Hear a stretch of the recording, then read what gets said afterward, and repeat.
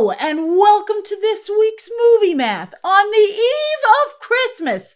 This is supposed to be a big time for the industry, and you know what? It still is, because as the movie industry continues to evolve before our very eyes, are you paying attention? Are you learning the lessons? Timothee Chalamet is. I mean, at least it looks like he is so far. But, at the same time, while things are changing, there are some things that are still remaining a constant. So it's good not to have the ground totally shift out from underneath us, right? Like counter programming is still very much alive. And again, maybe the movie star isn't dead. So yeah, Avatar, it's not doing as well as it should have, but nobody's freaking out about it for a couple of reasons. Well, other movies are doing very well, so it's not like the movie industry is having a problem. So that's exciting. Then also, speaking of change, I think the industry and the media are ready to move on from Avatar. Just like you're seeing the industry, the media not so much, but the industry has been ready to move past comic book movies for a while now. Because you know what? Everybody loves a winner until they don't leave room for anyone else. And it gets even better because you don't even have to feel bad for Jimmy C or the fans of Avatar, because the movie, at least out of the gate, I mean, we'll see how it does long run. We're going to talk about that. But it's not an embarrassing flop. It's just not as strong as it should have been, which really kind of signals again that, maybe it's time for the franchise to end. But everyone can still hold their head high. And also maybe Jimmy C learns a little humility because he does like to talk the smack. Because it's a balancing act. And, people love the bravado again until they don't. Take a different C, Timmy C. He's wrestling with that himself. He dialed back the SAG speech a little bit, as I said he should, but yet he's still pushing hard. And he seems to be proving that, at least with his limited debut, that maybe movie stars still are a thing as long as they learn to evolve. What Timmy C is doing with the movie star is fascinating. I can't wait to talk to you about it and to hear your thoughts down below. So yeah, let's break it all down, baby. There's so much happening. There are a lot of gifts under the tree this year. Because yes, it's surprisingly crowded. Hollywood is hoping, that's interesting. In the past, with Avatar included, a lot of times Hollywood is like, this is what we got you this year. Watch it or, don't. Or maybe there's two movies. Maybe there's like a big movie and then like a little surprise, like The Greatest Showman, right? But there's a lot of movies here and a lot of movies coming out. I think that Hollywood is hoping you'll be going out to the movies a lot over the next 2 weeks for the holidays. Yes, it's the end of the year. With Christmas followed by New Year's, it's a beautiful forced break for everybody where do you not want to be entertained, right? Hopefully, well, streaming has really moved in on this space as well. We're going to talk about Stranger Things in a minute. But yeah, you're very busy now getting ready for Christmas, but then you got nothing but free time for like a week and a half. Why not go out to the movies? That's what Hollywood is hoping. Are you planning to do that? So Netflix, yes, they're trying to call dibs on all this free time. They've got Stranger Things Season 5 Part 2, 3 additional episodes dropping on Christmas Day in the evening. It's an evening drop, I think 5 p.m. Pacific, 8 p.m. Eastern Standard, in the middle of the night for those of you overseas. But so I think based on the viewership numbers that we're seeing out of the gate for Part 1, I think a lot of you have been waiting to watch all 7 episodes until between Christmas and New Year's, so you're ready just in time for that New Year's drop for the series finale. I think that's what's going on based on what I'm seeing. Is it? Is that what you're doing? But with the movie theaters, the lack of not just premium screens, but premium screens in general, is a real problem. There's just not enough theaters for all this product. Interesting. All right, so, especially because, what's the argument to keep you from just waiting to watch it at home? I mean, if these movies are on screens, some of them out of the gate that are the size of your television, of course you're not incentivized to go to the theater.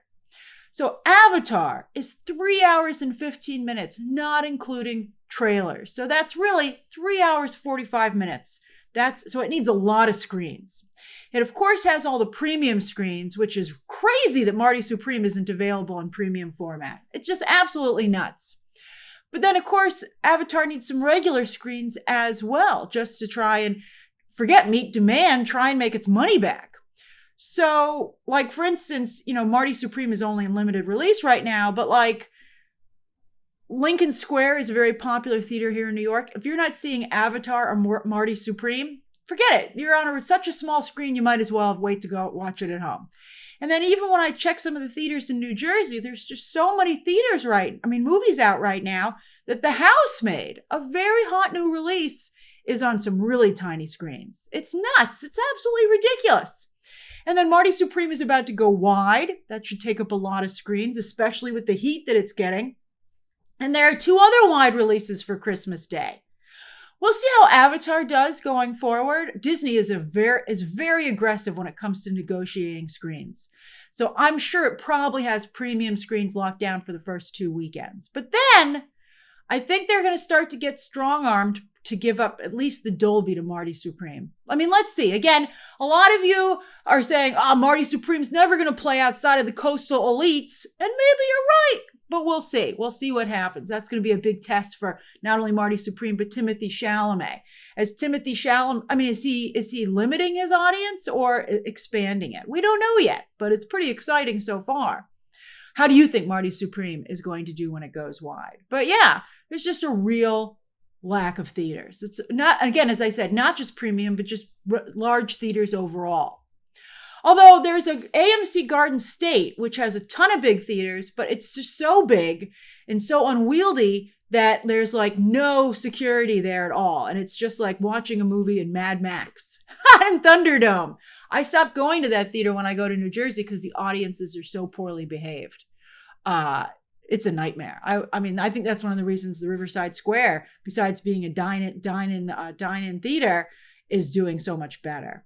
Yeah, you don't want the theater to be too big if you're not going to look out for behavior. Okay, so anyway, what are your thoughts on that? So we're going to take a look at Avatar first, and be sure to subscribe. I got all my year-end videos coming up, right? Looking back at 2025, looking ahead to 2026. I'll be covering the Odyssey trailer tomorrow. It comes online officially. Woohoo! Reaction, breakdown. And of course, Stranger Things Season 5 Part 2 drops on Friday, when I'll be doing a live stream in the afternoon. Woohoo! It's after the holiday, so I'll be able to have fun with you right away. So hit that subscribe button and turn on notifications so you don't miss any videos or live streams. If you have notifications turned on, you get a 30-minute heads up when live streams are about to happen. Yes, we are busy for this holiday season. So, it did 88 for Avatar Fire and Ash. That is a little bit higher than the first film debuted, but that was like almost 20 years ago. And it's significantly lower than the opening for the movie that hit just 3 years ago. So, I think the real question is, where do we go from here? This is like where Cap 4 opened, and we all saw how that turned out. But it's also kind of where Jurassic World Rebirth opened, and that turned out a little bit better. But still, Jurassic World Rebirth was an underperformer for that franchise as well. It didn't hit a billion, even though all the other Jurassic World movies have. But this is where audience scores are important. Why do we look at audience scores for questions like this? Because Avatar 3's are exceptional.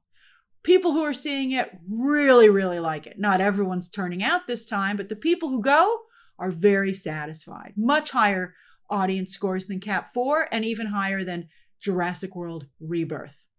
Now, does Avatar 3 have January all to itself? Even Jimmy C said we won't really know how his movie is performing until mid-January. And while January 2026 has some hot movies, I think Marty Supreme and even Primate could both be quite strong, nothing with the broad mainstream appeal of Avatar Fire and Ash. The trades say that 52% of the opening weekend audience plan to see it again, right? That's what they're saying. You never know what's going to happen when the economy kind of hits in. And, I feel it's very low energy. The discussion around Avatar, from what I'm seeing, feels not high energy. And I think that also impacts multiple viewings. Like, you might plan to go again, but if it's not really a party, you might change your mind and say, you know what, I know it's going to be on Disney Plus down the line, and I can watch it as many times as I want at no extra cost, which is a bit of a problem for Disney. That's the double-edged sword of having a lot of subscribers. Warner Brothers doesn't seem to have that problem, although not once Netflix buys them. We're going to talk about that. wait till you see some of the surprising ways that could be even more of a problem. But yeah, 52% say they have plans to see it again. But was that already during opening weekend? I know some of you have already seen it more than once in just the past 3 days. And did the Avatar movies get to $2 billion with fans only seeing it twice? Or does it need fans to go back 3, 5, or even more times? I remember one of you said you saw Wicked 8 to 11 times. Is that what this movie needs? How many times did you see the first 2 Avatar movies in theaters? And realistically, how many times do you think you're going to see this new one in theaters? And on that note, do we think Avatar 3 is going to make $2 billion as well? I know everybody's like, don't underestimate Jimmy C, but I don't know. Let's break it down. I gotta be honest with you. In my gut, I feel maybe it doesn't even hit $1 billion. But let's first take a look at the numbers. What are the numbers saying? So its global debut is $345. That's about $100 million behind the last Avatar movie's worldwide debut, and also about a little over $100 million less than Zootopia 2 just managed to open with globally. Now, China is enjoying Avatar 3, but it's not the sensation that Zootopia 2 has been. Perhaps Zootopia 2 has even taken a little bit of the wind out of Avatar 3's sales. Maybe Disney actually ended up opening them a little bit too close together. Avatar: The Way of Water got to $1 billion in just 14 days, and it took Zootopia 2 17 days. And with these really strong audience scores for the new movie, Avatar 3 should have legs. It should play for a long time. Again, maybe all the way through January. Although, again, as I said, I just don't think the interest is where it was in the past, which is why the opening is lower, right? Like, the audience scores are phenomenal, but how do you account for like $45 million less in the opening? The trades are trying to be optimistic, and they're like, look, it's too close to Christmas. The last Avatar opened 3 days on the 16th. You had a couple more days. Right now, we're just in the end zone of Christmas. So people are going to get to Avatar. Are you? Are you saving Avatar for Christmas Day? Or perhaps between Christmas and New Year's? I'm feeling Avatar Fire and Ash is going to perform like another sequel that pleases the hardcore fan base, but not casuals, and that's Wicked for Good, which is coming in at 63% of the last film's box office. So that would make Avatar 3 come in at about $1.5 billion. That number's starting to sound realistic, don't you think? However, it is important to note that while Wicked is very weak overseas, Avatar does extremely well overseas. So that could be a bit of a wild card here and could maybe make it come in a little higher, but I like $1 to $1.5 billion. That makes sense to me considering how the first 2 Avatars performed. Like, we don't know where all this money ever came from for any of them. So perhaps that'll be the situation here. But again, because interest seems so low to me and there are so many other things for you to do, I think that there's a chance that Avatar could come in just a scooch under $1 billion, like Minecraft, Jurassic World Rebirth, or Multiverse of Madness. That's kind of how I feel. But we'll see what happens, you know? I think that it's miraculous. I don't know. I really loved the last Avatar. I saw it 2 times. I would have seen it more if I had had anyone else to go with. Everybody I knew had already seen it. And so, but again, if somebody had said, let's go see Avatar 2, I would have gone. But I don't want to see this one again. But I don't like it as much as some of you. I'm seeing, you guys are giving me tremendous feedback on this movie. I'm seeing it on the YouTube video review. I'm seeing you guys are tweeting me about it. Some of you really like this movie. So in my gut, again, I say maybe under $1 billion, but with my head, I say 1.5, which, again, under $1 billion would be embarrassing. But 1.5, I think Jimmy C can still feel good about it. It can allow him and fans of the franchise to hold their head high, but then also realize that it's time to move to something new. And I think that would be great for everybody, to be honest with you. But I see some of you saying you got to find out what happens next. So how much do you think Avatar 3 will make in theaters, right? But with your gut and with your head, you can do the same thing, right? And then also, are you interested in more Avatar movies? For a while now, people have loved to proclaim that the movie star is dead. But maybe not. Maybe the movie star has just needed to evolve. And that's what Timmy C is doing. Timmy C seems to be a fascinating mix of Ryan Reynolds with his strong marketing savvy and finger on the pulse of pop culture. By the way, in Timmy C's new rap, he actually references Ryan Reynolds. He says something about Wrexham, the soccer team that Ryan Reynolds is a co-owner of. That rap is nuts. It has 84 million views just on Twitter alone. But the rap is so juvenile and unprofessional and so devoid of any artistic merit. I think the art is in the fact that it exists, right? But I think it's part endearing and part betrays that in some ways, Timmy C is much younger than his talent, right? So it's very funny, very funny. You can't argue with these results as we're about to discuss. So it's a little bit Ryan Reynolds, but also the public image and bravado of an influencer. We all were like, a Kardashian? Can you really be a true artiste dating a Kardashian? But yet, what are the Kardashians? Extremely successful and popular. So, and then also a professional athlete. And Timothee Chalamet has proven to be a big fan of sports as well. And so I think it's interesting that he's bringing that element, just like we're all kind of like shook up by what's happening between Taylor Swift and Travis Kelce. Sports have always kind of existed. It's interesting. Sports have always existed kind of in their own space, music to a degree, and movies. And we're starting to see those lines blur, which is really interesting. But people have been, I think that his SAG speech, I found his SAG speech off-putting, yet I'm intrigued by this. But some people liked the SAG speech, but now feel he's going too far. I'd be curious to hear your nuanced take on this and your journey with how you've been viewing Chalamet over the past year, let's say. But again, I've been seeing this comparison to the way athletes carry themselves. And I think now that I see the connection that you guys are pointing out, I think that's potentially brilliant. Now, Chalamet has orchestrated an extremely unconventional and dirt cheap PR blitz for Marty Supreme. As I said, 84 million views on Twitter alone for this rap video. And that he's had almost total control over as the star and one of the main producers of Marty Supreme. And also, I think Chalamet has been able to hold on to the element of surprise as what he's going to do doesn't leak. Because I bet a lot of it is done in the spur of the moment. Chalamet is just like, oh, that'd be cool. Like when he showed up at, the contest for a lookalike, right? Like I think he was the first one to actually show up. That was incredible. He's very online, like a lot of people are. And I think he really understands that mindset. And I think it's serving him very well, particularly, well, again, we'll see what the wide box office is, but this first foray is incredible. I'll get to the number in a moment. But then I also think, because it's such a small movie, and again, it's his movie as an actor and a producer, he doesn't have to run his ideas by anybody. He doesn't have this big PR machine that has to try and keep up with him. He can just do it. He's like, it'd be cool. And then he does it. And it is cool. I think, again, because of the spontaneity and the timing isn't messed up by, the corporate machine.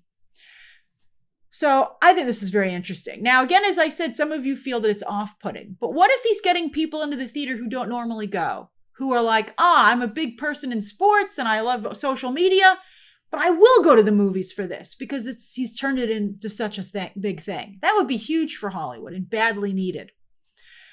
It's just in 6 theaters this weekend. Just 6 theaters, I believe, in New York and I think in Vegas too. But just 6 theaters. And Marty Supreme managed to still get into the top 10. Granted, he's under 1 million, and that still qualifies for the top 10 right now because it's a different business at the moment. But he has one of the best per theater average. He has the best per theater average of the year and one of the best of all time, like La La Land territory. It's incredible. And also, word is that the early audience is skewing very young. So you have this hype out of the gate with a young audience that potentially doesn't usually go to the multiplex. And then right around the corner, you're going to have the older skewing awards crowd. They're going to want to see Marty Supreme because it's a big awards contender. So that and all this hype that is building with what he's been doing online and now these numbers to look at. I mean, Marty Supreme could have an explosive worldwide release on Christmas Day. I'm fascinated to see what happens here. Everything Everywhere All at Once is the A24 movie to beat. You want to be the biggest movie of all time of the studio there. And that's those numbers are pretty good. Marty Supreme, though, is also starting to draw comparisons to La La Land with the strong per theater average. And also, I think maybe skewing a little bit young. But La La Land was interesting. It skewed young, but yet a lot of older, again, awards people went to see it. And that movie did extremely well in theaters. That was also a musical, dance movie though. So I don't know if I think Marty Supreme might perform more like Everything Everywhere All at Once, but that would be incredible for such a small film.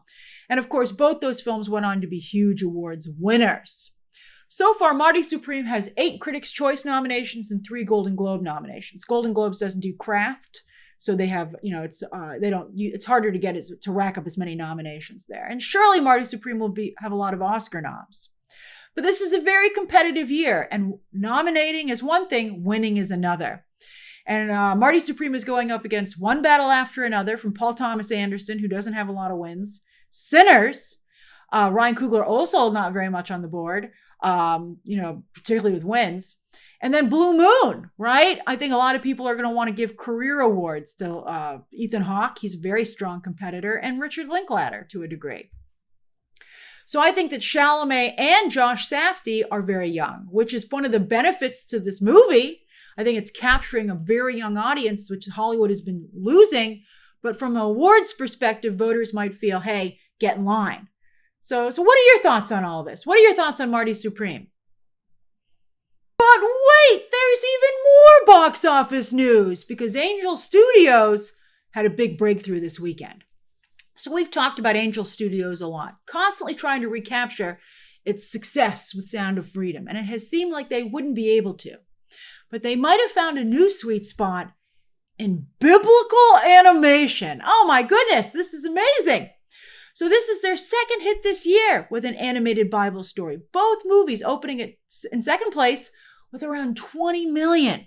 But what's even crazier is that David did considerable damage to the latest SpongeBob movie, opening very low for the Nickelodeon franchise, and also caused Zootopia 2 to take a bit of a tumble, right? Angel Studios released these animated Bible movies for holidays. Very smart. Easter and now Christmas. Really clever. So good, in fact, that one has to wonder if the mainstream studios, particularly ones that are looking to get into the more conservative space like Paramount, might take notice. Animation is already incredibly successful. 3 of the movies in the top 5 are animated. Zootopia, now about 1.3 billion. But wow, and then when you put Bible stuff on top of it, a religious animated movie, ka-ching! I mean, they also probably have tremendous replay value, like they're evergreen. DreamWorks' The Prince of Egypt, still being played to this day. Now, a while ago, of course, Hollywood did very well with Bible content. And talk about replay value, take a look at the 10 Commandments. Would you like to see mainstream Hollywood studios get back into the Bible business, right? I mean, they've tried a little bit over the past few years, but the movies have been smaller, more low-key. I'm talking like really get into this space again. Or do you prefer your Bible stories, your Bible movies and shows being handled by independent outside production companies like Angel Studios or The Chosen, the people who make the Chosen miniseries? I'd be very curious, what you'd be interested in. And oh yeah, The Housemaid too. Again, so many movies hit theaters this weekend. David's success actually undercut The Housemaid a little bit as well, because The Housemaid had been expected to be second place, but David took that spot. It's, again, as I said, it's great to see good old-fashioned counter-programming alive and well in Hollywood. So alive that one has to also wonder if maybe all of these movies maybe took a bit of a bite out of Avatar as well. With the first 2 Avatars, they were the only game in town the weekends that they opened, the only new releases, really. But here you had a lot of options. I guess Hollywood feels they can play the multiple option game too, as long as they got you out to the multiplex.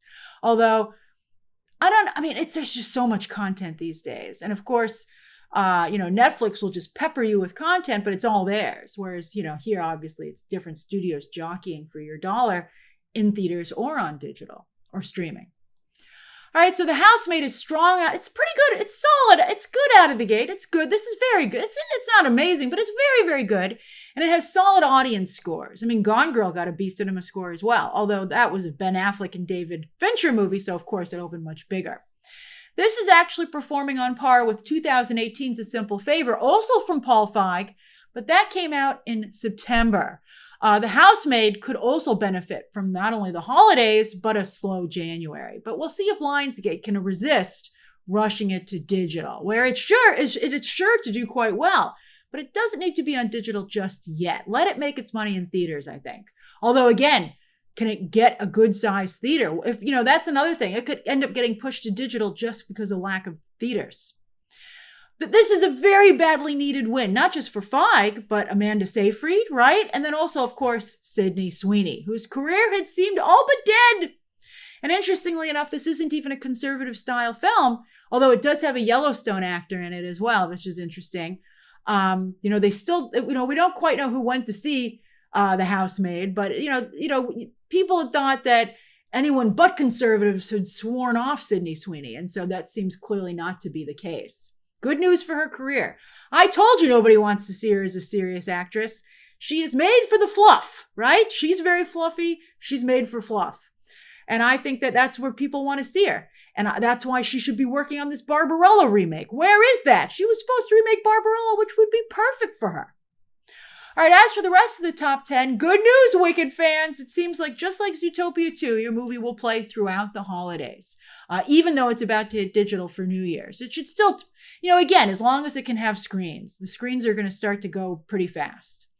But, Universal, and that's the other thing, Universal, 30-day window, that even for the hits, they send it to digital, whereas Disney is sticking with the long theatrical window, so their movies might stay in theaters and Universal will just maybe give up its screens. Although what's Disney going to do with Ella McKay? That movie, which had one of the lowest debuts ever, period, for a mainstream big studio picture, that fell 76% in its second weekend and fell outside of the top 10. It's only made $3.5 million total domestic. Total! If I were Disney, I'd be rushing that thing to digital. Let it go to digital. Part of me wants to put it on Disney Plus, but no, put it on digital so that people have an option for a new movie, big new theatrical movie with stars in it, but they don't have to go out to the multiplex maybe. Are there any circumstances under which you would watch Ella McKay? People seem to really dislike the movie though. It's not like it's just not a movie for theaters. The feedback seems to be bad. So what are you planning to watch for Christmas this year in theaters and or at home? Speaking of watching at home, let's move over to streaming, starting with Nielsen, per usual, for right before Thanksgiving, which means that Stranger Things Season 5 Part 1 had not dropped yet with this chart, yet it's the series overall, because remember, Nielsen doesn't split the seasons, is still a very strong number one. Again, that's before Season 5 even dropped, but clearly this is people getting ready for the final season. But that's just incredible. You can just see like this tsunami of viewership building up. I can't wait to see what the chart looks like next week when we see Season 5 actually hit Nielsen. Nobody's talking about The Beast in Me, but apparently watching the heck out of it, while I am thrilled to see Landman Season 2 just as strong as the first season. I'm a big fan of this show. It's fantastic. New episode tonight. Love Landman. But look, people would rather watch, speaking of Westerns, people would rather watch Gunsmoke, which impressively ran for 20 years, 1955 to 1975. That's amazing. Can you even imagine a current show being able to do that? I guess when you think of something like Game of Thrones, which has new iterations, but that's just amazing. And before that, Gunsmoke was a radio show for 9 years. Somebody should maybe bring back Gunsmoke. If I were a producer, I'd be like, maybe we should do a new Gunsmoke. But Gunsmoke is charting and Welcome to Derry is not, although Gunsmoke is an acquired show and has a lot of seasons already. It hits the ground with tons of episodes. But I can't believe that Derry, it's not on the overall chart. It's not on the originals chart. I even checked the acquired chart because sometimes for some reason Nielsen has put it over there. But it's not anywhere. Will it get renewed? I mean, Alien Earth got renewed, but that managed to chart. I mean, it barely charted, but we saw it on the charts more often than not. So that's scary. I mean, but it was so popular on social media, but it's not a cheap show either. I'm not sure. I'm starting to wonder if it's a number of subscriber issue. But other HBO shows do chart. All right, then with movies, very soft over here this week. With not a single movie was able to make the overall chart. And the top here is Netflix's animated movie that just had debuted this week, In Your Dreams. And Wicked is right behind it because this was the week that the second movie hit theaters and people were catching up. Then on Netflix's charts for just last week, you're not going to want to miss this. This is shocking. So just last week, Wake Up Dead Man hit the service after a couple of weeks in theaters, like barely on any theaters. They barely reported the box office. All right, but here it's number one. It is number one on Netflix, but with 15 million less views than Glass Onion had when it hit the service a couple of years ago.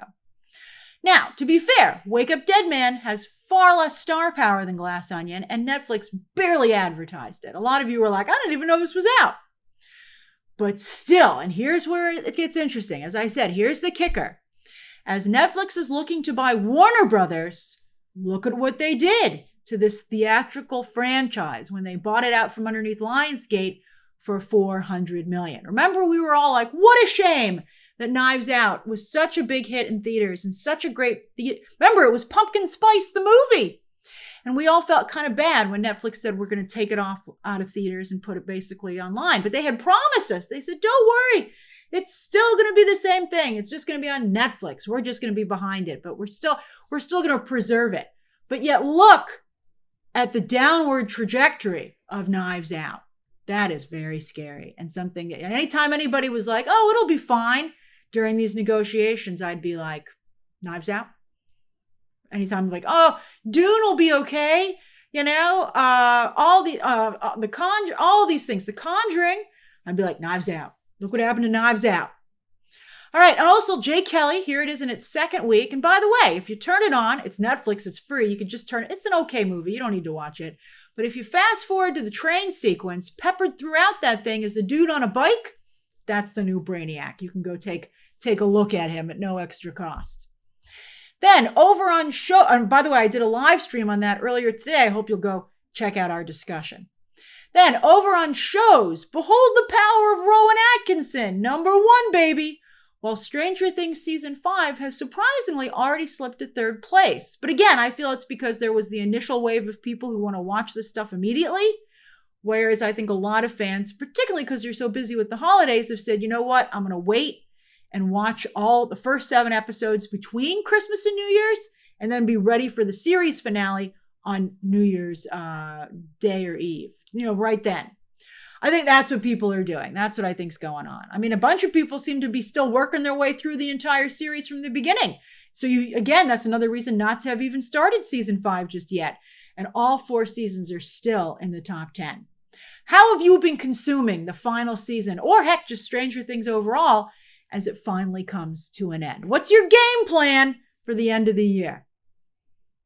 Then on digital with Apple's charts, and stick with me here, we have another amazing epiphany about the potential Netflix Warner Brothers situation. This is fascinating. All right, so we have 2 top 10s to look at here. The first is the top 10 of the moment, which we always look at every week. And here you can see that The Running Man and Now You See Me 3, I've been keeping an eye on it, and they've been switching back and forth between 1 and 2 since they both dropped on Tuesday. So they're doing nicely. Good Fortune and The Long Walk, they're on sale, so they're still in the top 10. While One Battle After Another remains the awards frontrunner so far this year, and it's still in the top 10 as well. Even though it just hit HBO Max at no extra cost, which again, serves our theory that maybe HBO Max has not, maybe it has a subscriber problem, but also maybe it has a churn problem. Maybe you subscribe to HBO Max when Game of Thrones or House of the Dragon is on, or The Last of Us or The White Lotus, but then you drop it. And this other stuff isn't worth, maybe you're sailing the high seas, maybe it's not worth resubscribing. Is HBO Max a service that you churn? I'd be very curious to know that. And then, of course, as you can see, with Christmas right around the corner, the holiday movies are in full force. But then here's our second top 10 from Apple on digital this week, and that's their top sellers of the year. And this is super interesting. Here comes that Netflix Warner Brothers epiphany. All right, so most of these movies we're not that surprised to see here, although A Working Man in the top 10 is impressive. And Thunderbolts made the cut, which is very nice for Marvel fans. Now, Apple's own F1 is at the top here, and they push that hard on it's their streaming service. It's their digital service. They pushed F1 very hard here. So I think it's amazing, but we can understand it. But then here, 4 of these movies are from Warner Brothers, which not only is because they had a great year, and also, again, maybe because of the situation with HBO Max, right? Like, not a lot, people are churning it, not a lot of subscribers. They'd rather just buy the movie they're interested in. But also, if Netflix were to buy Warner Brothers, all these movies would disappear from this list. Because with Netflix, some of you are worried about physical media, would they also even release digitally?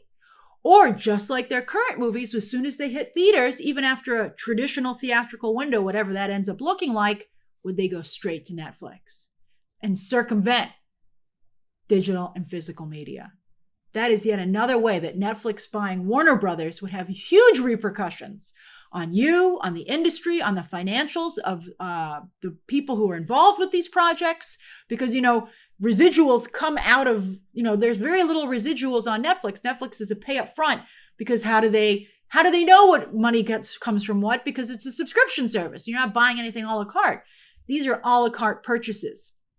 So it's a really big deal. It's yet another, you think it might, I think a lot of us, as we've said recently, have been like, oh, it's just an issue of will theatrical survive? No, there are so many other elements of the business that this would have a huge effect on. As for this coming week, it's Christmas. Merry Christmas. Do you have any Christmas movies left to watch? All I really have to watch before Christmas, I really want to make sure I watch Home Alone, which I watch every Christmas Eve. And I also haven't gotten to It's a Wonderful Life yet. I might watch that this evening. Just a few days left to watch those Christmas movies, which is also, I'm sure, affecting some of the new releases and stuff like that, right? We'll get to that after Christmas. So, but Christmas, especially, again, Christmas Day and through New Year's, big time for Hollywood, big and small screen. So on the big screen, Marty Supreme will go wide, while Anaconda and Song Sung Blue will also open wide. And then awards contenders, The Testament of Ann Lee, Amanda Seyfried again, No Other Choice from South Korea, and also The Coral, Ray Fiennes, will all open in limited release.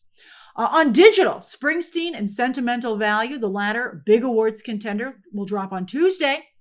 While on Christmas Eve, Netflix has Goodbye June, a movie with Kate Winslet, Helen Mirren, and Toni Collette. That's an amazing cast. While on Christmas Day, Disney has their annual Christmas parade on ABC, Disney Plus, and Hulu. The Disney empire is vast. I'm not sure if those things will remain afterwards. They might just be live and then that's it. So you might want to make sure you set to tape them if you're able to DVR. I think they'll probably leave it up at least for the day, right? And then in the evening, of course, Stranger Things Season 5 will drop the second part, episodes 5 through 7, with, of course, episode 8 set for New Year's. Again, I'll be doing my live stream review of part 2 on December 26th in the afternoon. All right, so that's this week's movie math. What have you been watching? What do you plan to watch? And again, what are your viewing plans for the holidays? Share those thoughts down below, subscribe today, and of course, as always, you can check out some more videos right now.